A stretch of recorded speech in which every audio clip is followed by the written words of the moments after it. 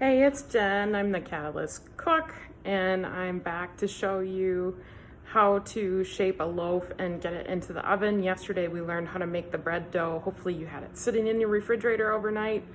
And I just got mine out of the refrigerator. Actually, I had it on the patio because it was cold enough. So I'm going to shape it into a loaf and show you how to get it into the oven and show you what it looks like when it's done.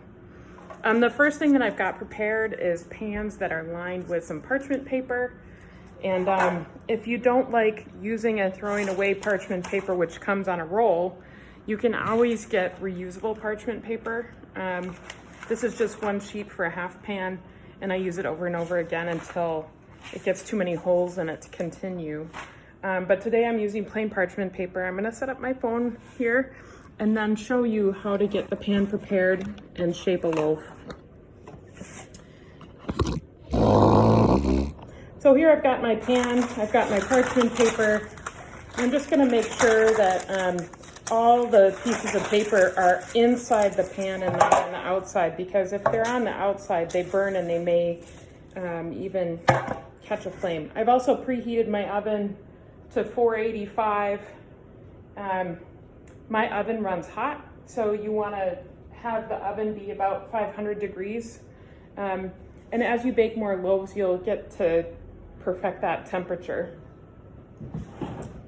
All right. Here is the dough. Let me get you all set up here. And what you need to shape a loaf is you need some raw flour at the ready. I'm actually gonna sprinkle a little bit of flour on top here, just in the area where I'm gonna pull a loaf. And I pull a grapefruit size out of the bin. And it'll stretch like this. That's a good sign. That's what you want. Once you get it out of the bin, you don't wanna touch it too much, because that's gonna release the air pockets that have formed that make your bread rise. So I just formed my first loaf. You probably didn't even pay attention to how that works, so I'm gonna show it to you again. But here's what it looks like on the pan. It's nice and round, pretty flat on the top, and it happens just like that, very fast. So sprinkle a little more flour on the top. I always like to get a little bit on my hands as well. Grab a piece.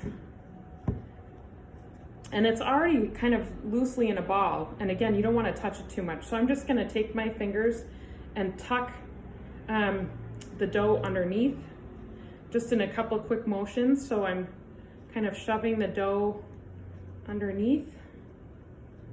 And it really doesn't matter what it looks like on the other side, but once you do this motion a couple of times, it ends up being pretty flat on the top, and that's what you're looking for. And one more time. Again, I'm sprinkling the top of the dough and getting my fingers a little bit. Pull a grapefruit-sized piece of dough out, and I'm going to show it to you underneath now. I'm just taking my fingers and wrapping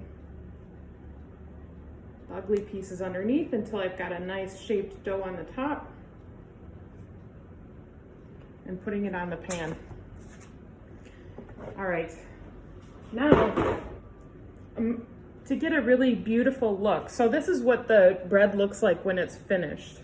And in order to achieve this look, you're gonna sprinkle the top of the dough with flour, but not too much, because you don't want extra flour on the baking pan, otherwise it burns. So I'm gonna do that on all three of my loaves here. And I'll just kind of get the extra off back into my flour bin here.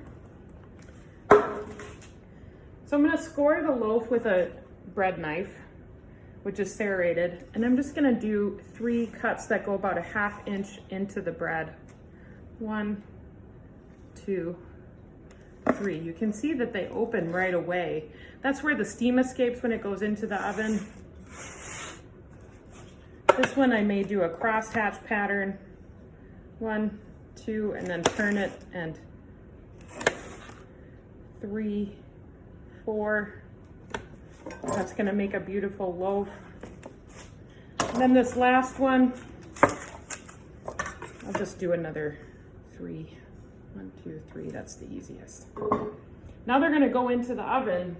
Because I'm baking 3 loaves at a time, they have to be spaced out a little bit. I'm also gonna get just a half cup of water ready to go because you wanna create some steam in your oven. So I'm gonna pop these into the oven now, very, very quickly. Pour the water in on the bottom to create some steam. One on this side with room for air to circulate around it. One on this side with room for air to circulate around it. And then this one underneath in the middle. You take the jar of water and throw it in. And shut very quickly, and it's ready to cook. So, a couple things that you need to know.